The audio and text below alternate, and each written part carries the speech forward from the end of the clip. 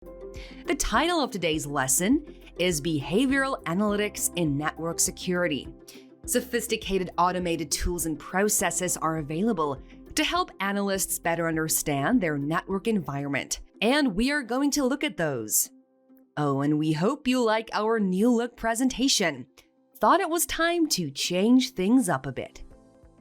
The objectives for today's lessons will be to explain the concept of behavioral analytics, examine how analytics is used to build user-centric behavioral patterns, and in this section, we will also highlight the benefits of behavioral analytics. We'll have a closer look at centralized WAN management tools that make use of SIEM technology. The term behavioral analysis is often discussed in relation to big data, because only with data can proper analysis be carried out. Let's kick off with a discussion about this.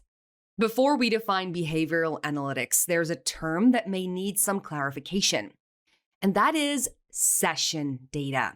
Now, the term session data refers to the record of conversations that occur between two or more endpoint devices on a network.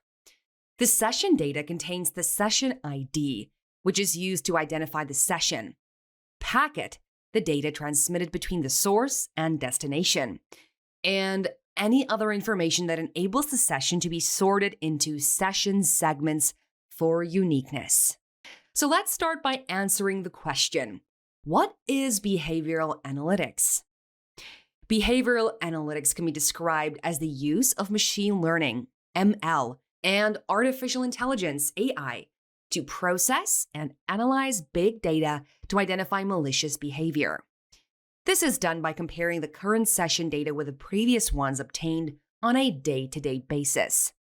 For behavioral analysis to function properly, the system must already have a complete set of what legitimate data looks like, so that when malicious data is inspected, it will easily be able to spot the irregularity. Before we continue, let's digress a little to talk more about machine learning and artificial intelligence, as these terms have come up a lot lately in our lessons. Machine learning can be described as an application with automated processes that compile and inspect data sets to gather a structural algorithm model that describes each data set.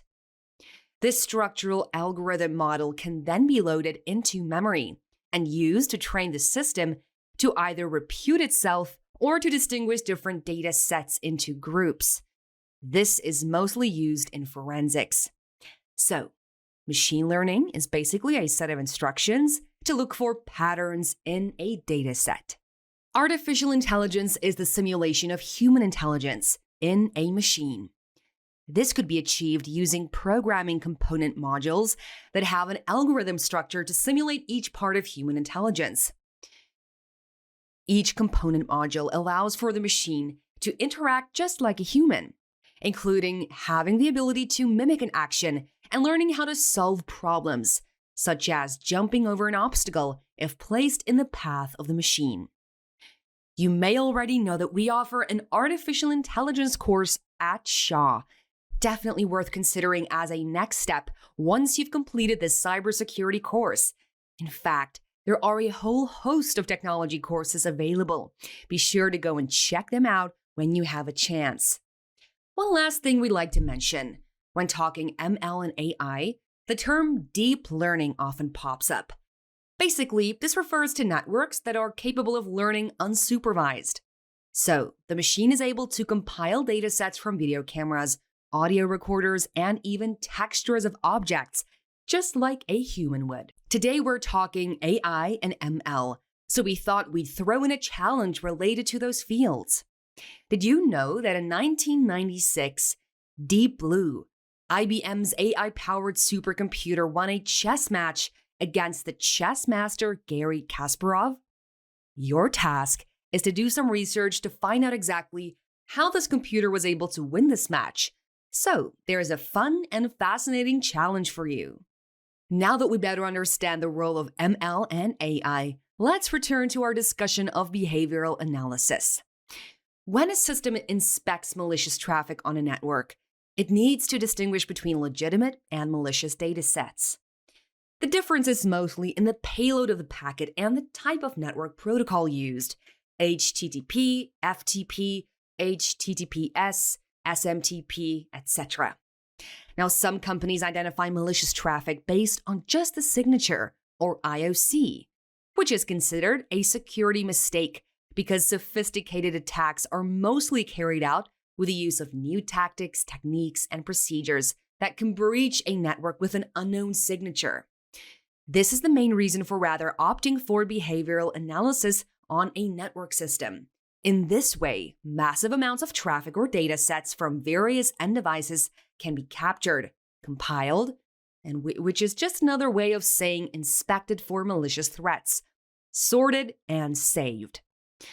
Network administrators can then use this information to detect user behavior on their network. In cybersecurity, security personnel use behavioral analysis to monitor, prevent, and detect threats on their system, because this greatly increases the overall security of the network.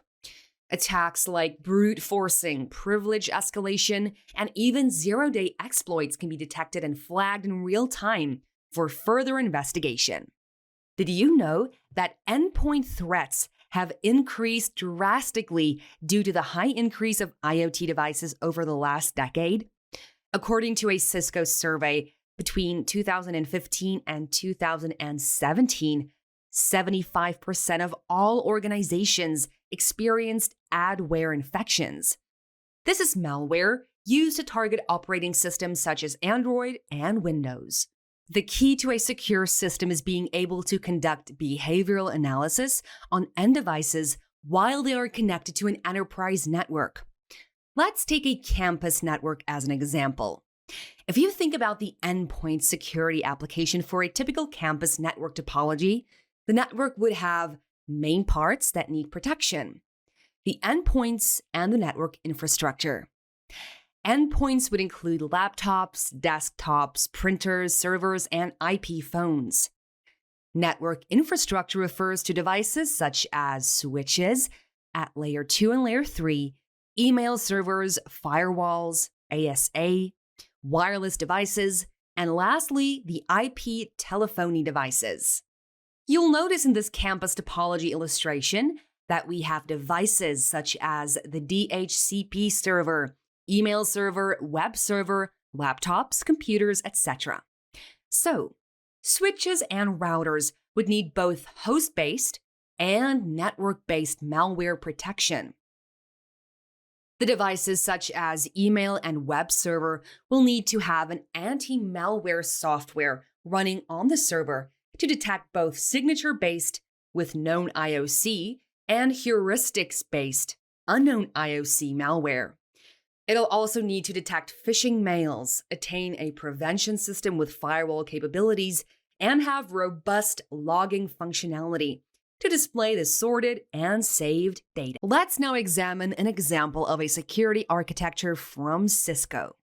Security specialists would highly encourage that this is adopted on an enterprise network to increase its security posture and level of protection. Notice that the architecture includes the following: advanced malware protection, AMP. This could be deployed on both private and private cloud. Do you remember what cloud services are? It comes with a lot of benefits, such as using Cisco Global Threat Intelligence, Cisco's Talos, to compare the network for known and unknown signatures using their IOC indicators of compromise. Email Security Appliance, ESA. These are software applications that run on the email server to analyze every incoming and outgoing email sent and received from the server.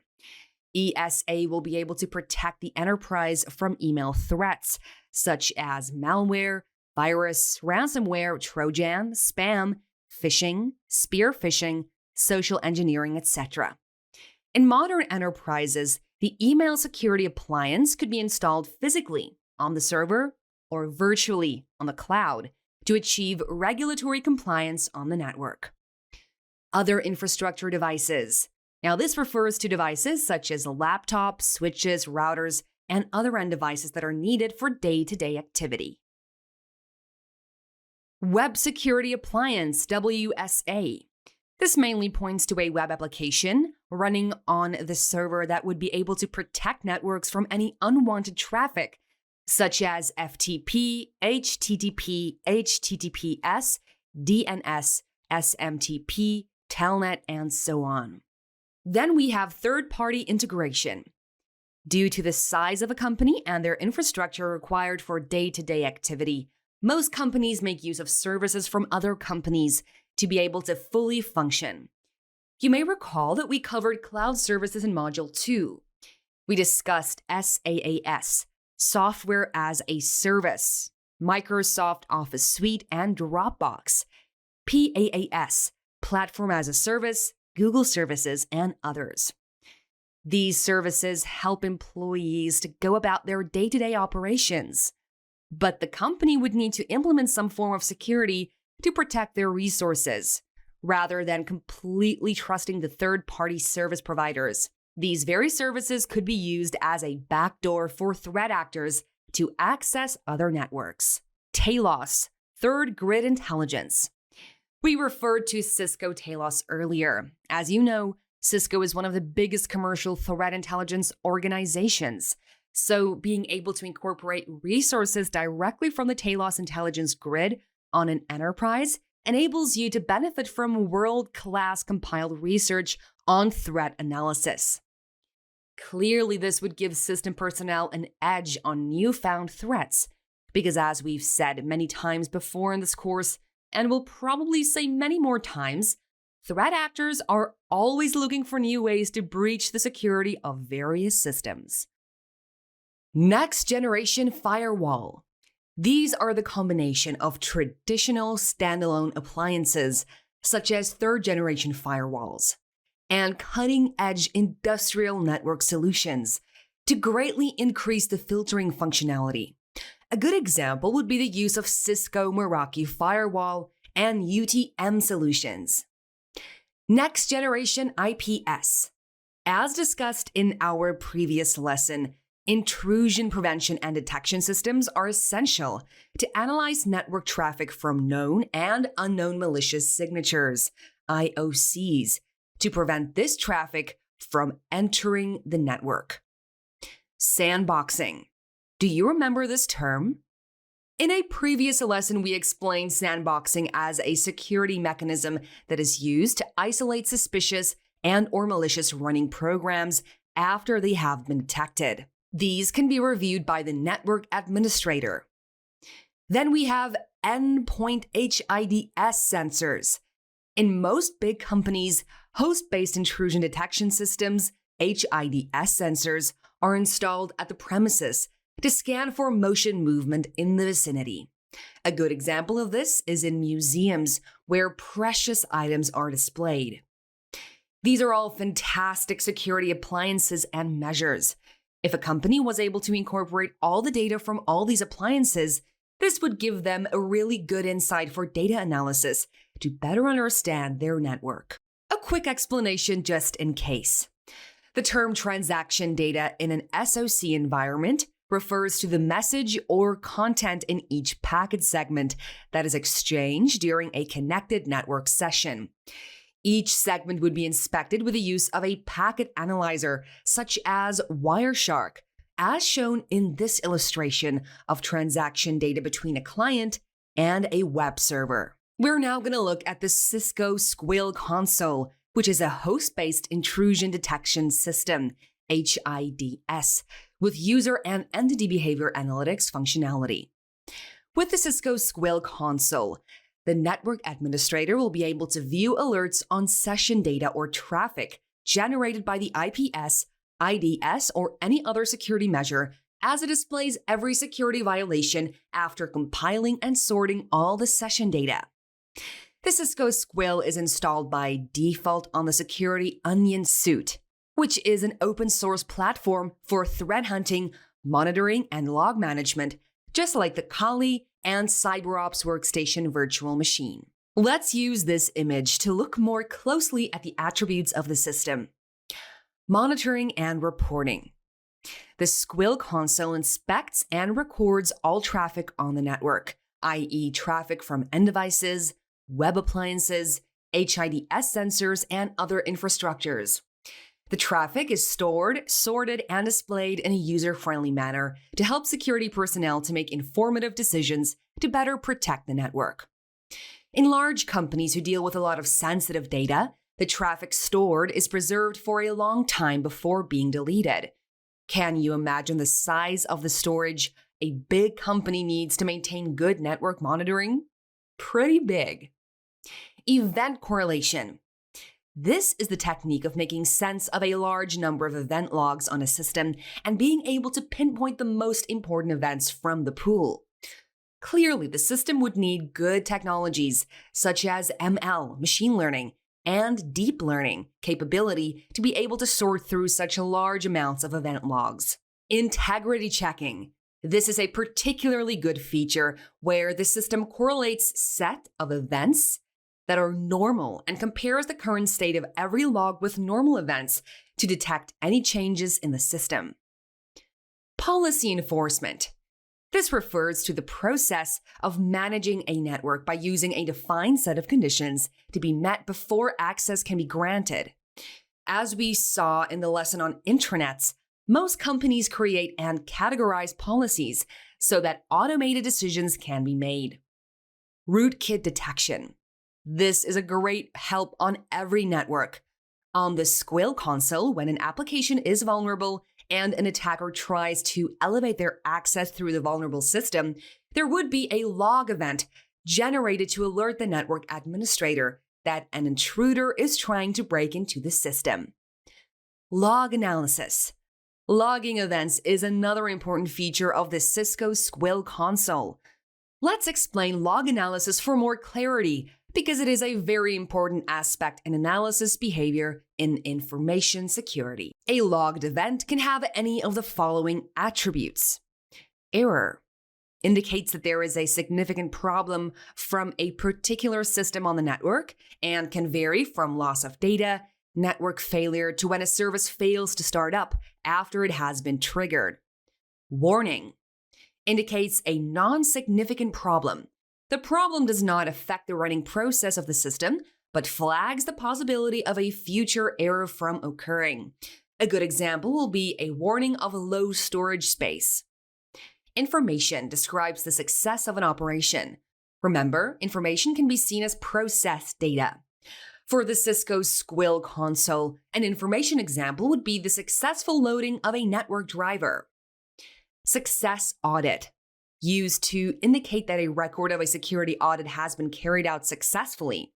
A good example of this is when a user attempts to connect to the system and their credentials are accepted. The event would be recorded on the system as a success audit. Failure audit. The opposite of a success audit when the event recorded is negative. An example will be a user attempting to connect to a system with incorrect credentials. Logged events are a compilation of different sorted syslog messages. Many network devices are configured to log events with system logging protocol from syslog servers. Syslog is primarily used to collect various endpoint devices, event logs from different areas on the network, such as a campus network with remote locations, and send all those logged events to one centralized location for overall monitoring and review. It is important to note that syslog and the Network Time Protocol, NTP, are really vital parts of a host-based intrusion detection system. Why? Without the Network Time Protocol and syslog, there would be no way to track the time an event occurred. Syslog are very useful to provide logging events messages from multiple network devices to a centralized monitoring system like the Cisco Squill. In most cases, the syslog servers is configured to listen on the UDP port 514. But why UDP? You may recall from our previous discussions that UDP is designed with less overheads, which makes it more effective in application. Remember, the system will be sending multiple traffic to the syslog, so the UDP has a faster speed and bandwidth than the TCP, which makes it a good network protocol to be used. Clearly, the syslog server is a top priority for threat actors, because if they can get control of the syslog server, they will be able to see every bit of traffic on all the connected devices on the entire network. Here is an example of a syslog message. Each message basically has 3 parts. PRI, priority. Priority consists of 2 main elements, facility and severity. Facility shows the sources that generate the message, such as the system, application, or process. Severity shows a value from 0 to 7 to highlight the importance of the message. Header, mainly used to identify the information, and MSG, message, simply stands for the information itself. Here is a table showing how a syslog classifies an event, which is then displayed by the Squill console. So, being able to create logs, store them, and correlate through the entire log to find specific logs greatly increases the security posture of a network. The Cisco Squill offers many benefits to companies. These include: it ensures that all potential alerts are treated properly and investigated if any further investigation is needed. With this system, each alert that has been generated is systematically assigned, processed, and documented, and could be used for further analysis if needed. The Squill system provides a better workflow to manage and process large volumes of traffic, which could include the traffic from third-party appliances. Automated queries is another plus for efficient workflow on the Cisco Squill system. It also indexes complex security incidents that may evade other tools. Our second section of today's lesson is a quick stop to unpack the value of statistical analysis. We'll do this by honing in on the open source, free cross-platform web server software, Apache. Collecting and compiling data so that it can be analyzed could be the most meaningful insight offered by network devices operation. When data is compiled, it can be inspected and displayed in a statistical form, which helps to make conclusions based on the pattern or structure of the data. A company can use data computation and analysis to make decisions that will aid the growth of the company and protect them from future disturbances. A good example is measuring usage on all the devices connected to a network with an IDS and noticing that one web server on the network tends to have the most uploads and downloads of data. The company could use this information to prioritize that most bandwidth is allocated to that web server. With data that is collected over a long period of time, the introduction of a deep learning security system can be trained to know what is normal, i.e., non-malicious traffic, and when an anomaly, malicious traffic, has been detected. A good example of a system that can perform this capability is the Cisco Cognitive Threat Analytics seen here. It is basically a network security monitor tool, NSM, with security measures to respond proactively to threats. And here is an Apache web server access system log report of the record of requests for resources from clients to the server. This log report shows a record that was captured and sorted on a host-based intrusion detection system. This snapshot might not look like a lot, but it contains a whole bunch of information that is useful for security analysis. From this snapshot, we can derive the following: the client IP address. The IP address of the requesting client is 203.0.113.127. Client identity. The client user ID was omitted in this case as represented by the minus. User ID. The username of the authenticated user is D. Smith. A timestamp. The date and time of the request to the web server is 10 October 2016. Request. The request method made to the web server and the path to the resource is getLogoSMGIF HTTP/1.0. Status code. The HTTP status code issued by the web server in response to a client's request is 200. Size of response. The bytes of data that is sent from the web server back to the client are 2,254 bytes. Referrer. The location of the web server is URL, http://www.example.com/links.html. User agent. The type of browser which was used by the client is Mozilla 5.0, Windows, Gecko, and Firefox. Isn't it mind-blowing how much information you can get from a small snapshot of data? This brings us back to security information and event management, SIEM technology, that we discussed previously. In case you forgot, here is a quick reminder. SIEM technology helps with real-time reporting and long-term analysis of events using functions like log collection, data normalization, and correlation and reporting. In an SOC Security Operations Center, security systems connected to different networks generate information and data that can be ingested into the computing system to find patterns and behaviors to help mitigate threats on that specific system. Always remember, data is worthless if it is never understood. You need data to create information. Now, for the final section of today's lesson, let's examine what we consider to be a really good SIEM called Splunk. In the past decade, there has been a rapid growth in machine learning, which gave rise to network systems such as Splunk. Innovative software developers found a way of incorporating deep learning capability into networks to produce more valuable information that can be used to improve efficiency in business.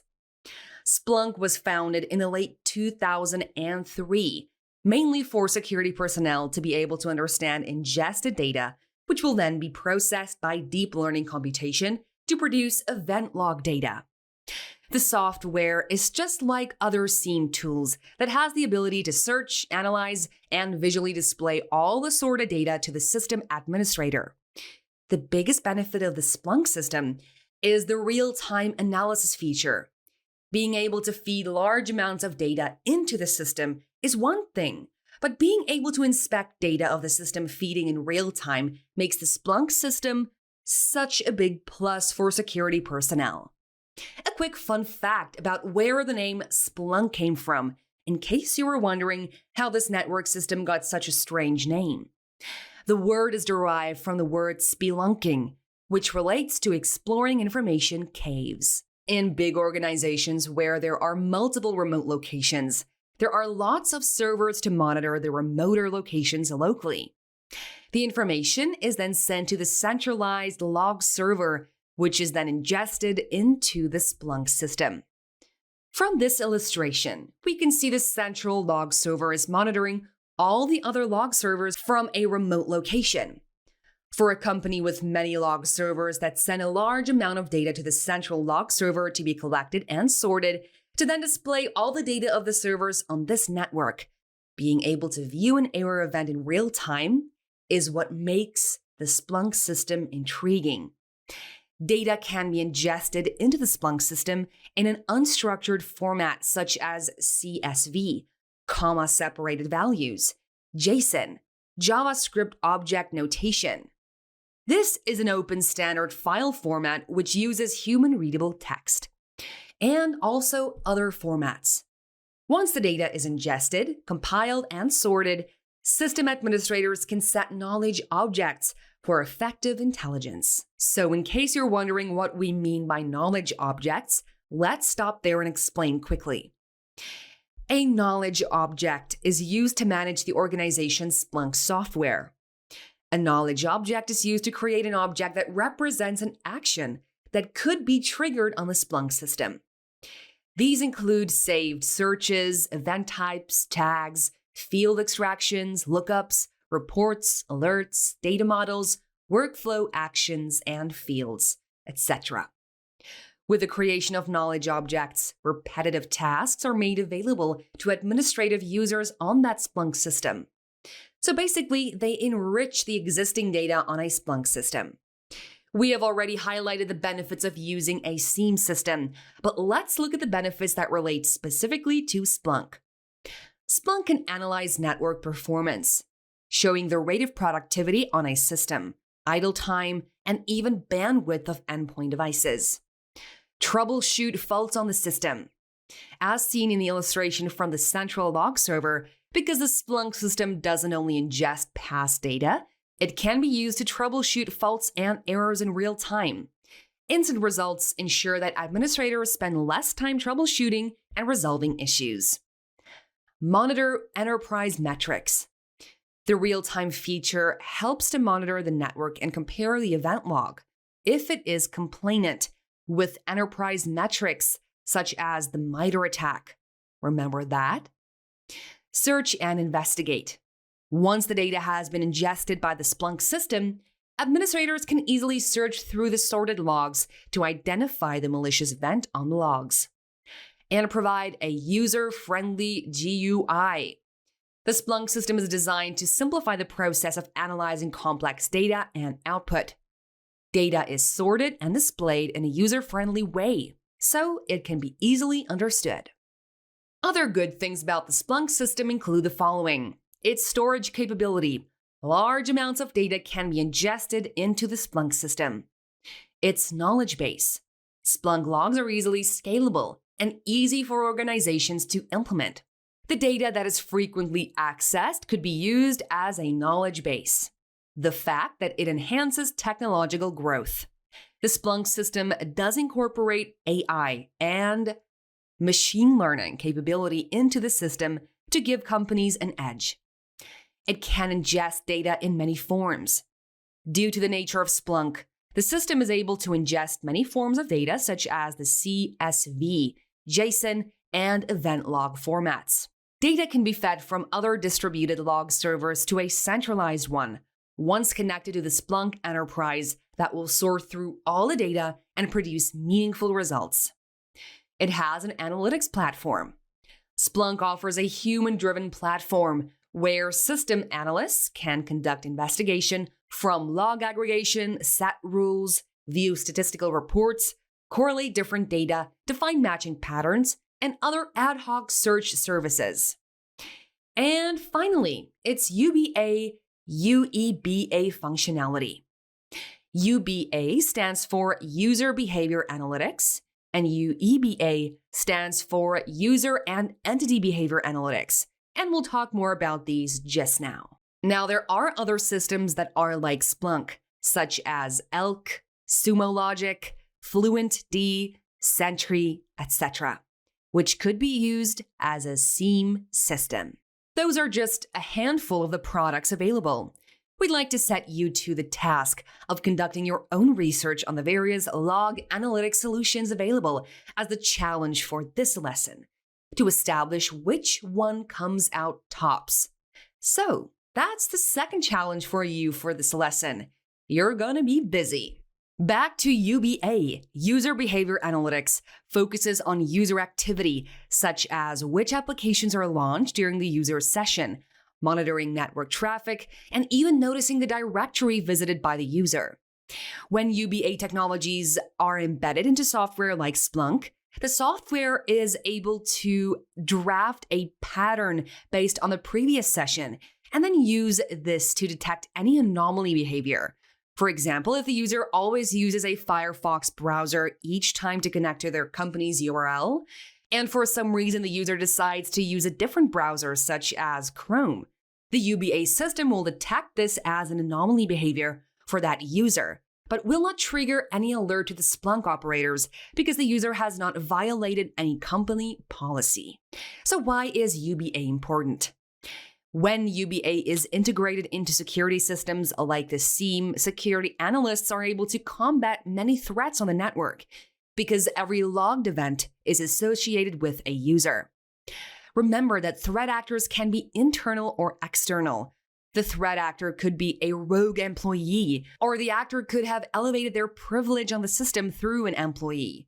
This will then be captured and flagged in real time. We're going to look at some of the attack surfaces that could be detected by the UEBA. But before we do that, let's quickly unpack the term attack surface. An attack surface is the totality or sum of all the vulnerabilities that could affect a system. This includes vulnerabilities on open ports, unsecure applications, unprotected wireless connectivity, and even rogue threat actors on a network. And it can be expanded to include other newer technology, such as cloud services and other IoT devices.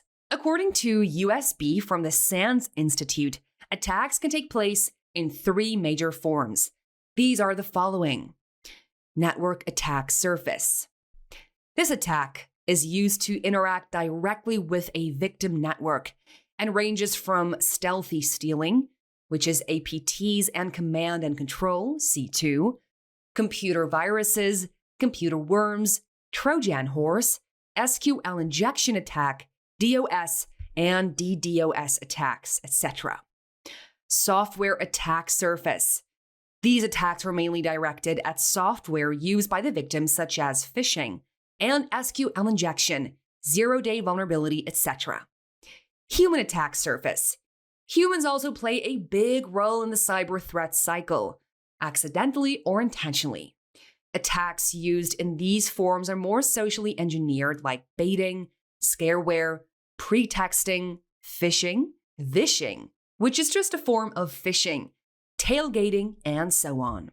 Did you know that application blacklisting is mostly used with endpoint security, where applications are permitted or denied based on the list they are on? So when an application is listed on a whitelist, they will be allowed to run, but if they're placed on a blacklist, they would be denied from running on the network. Of course, the list could be extended to other protocols running on the network, such as HTTP, HTTPS, and FTP. So, in summary, clearly efficient network security monitoring requires a steady flow of network traffic.